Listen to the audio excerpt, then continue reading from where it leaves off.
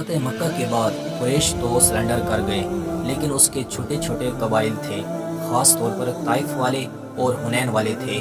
اب یہ لوگ ایک جگہ جمع ہو گئے۔ وہ آپ صلی اللہ علیہ وسلم کے خلاف بولنے لگے، کہنے لگے ہم سرنڈر نہیں کریں گے، ہم لوگ مر جائیں گے یا مار دیں گے۔ یہ لوگ مکہ چھوڑ کر بھاگ گئے اور طائف جمع ہو گئے۔ ان میں قبیلہ حزان اور قبیلہ طائف کا نمایاں کردار تھا۔ یہ دونوں قبائل فرنٹ سے لیڈ کرنے لگے۔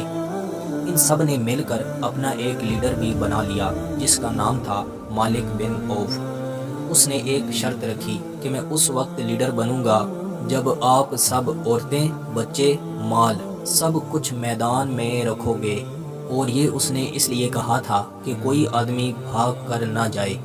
سب لوگ ساری چیزیں لے آئے، ایک وادی میں جمع ہوئے۔ آپ صلی اللہ علیہ وسلم بھی روانہ ہوئے۔ 12,000 کا لشکر تھا۔ حنین کی وادی میں مالک بن عوف نے سب کو جمع کیا، تیر اندازوں کو پہاڑوں پر جمع کیا۔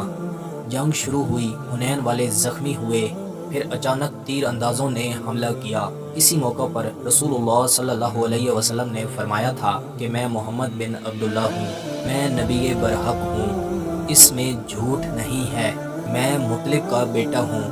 پھر سیدنا عباس رضی اللہ تعالی عنہ نے رسول اللہ صلی اللہ علیہ وسلم کے کہنے پر لوگوں کو جمع کیا اور پھر مقابلہ ہوا۔ آپ صلی اللہ علیہ وسلم نے ایک مٹھی میں کنکریاں لی اور اس کو پھینک دیا، اور اسی طرح حوازن کو شکست ہوئی۔ بنو حوازن والے اور بنو طائف والے 3 جگہ جمع ہوئے تھے، سب کا محاصرہ ہوا۔ 12 صحابہ کرام شہید بھی ہوئے تھے۔ آپ صلی اللہ علیہ وسلم نے ان کے لیے دعا بھی فرمائی تھی، اور واقعہ طائف میں بھی آپ صلی اللہ علیہ وسلم نے ان کے لیے دعا فرمائی تھی۔ اس غزوہ میں بہت سارا مال غنیمت مسلمانوں کے ہاتھوں آیا، اور اس موقع پر رسول اللہ صلی اللہ علیہ وسلم نے انصار کو کیا فرمایا تھا، یہ ہم آنے والی ویڈیو میں ڈسکس کریں گے۔ میں امید کرتا ہوں کہ آپ کو یہ ویڈیو پسند آئی ہوگی۔ مزید ایسی ویڈیو دیکھنے کے لیے ہماری یوٹیوب چینل کا وزٹ کریں، دوستوں کے ساتھ شیئر کریں، کومنٹس میں اپنی رائے کا اظہار ضرور دیں۔ ملتے ہیں انشاءاللہ اگلی ویڈیو میں۔ اللہ حافظ۔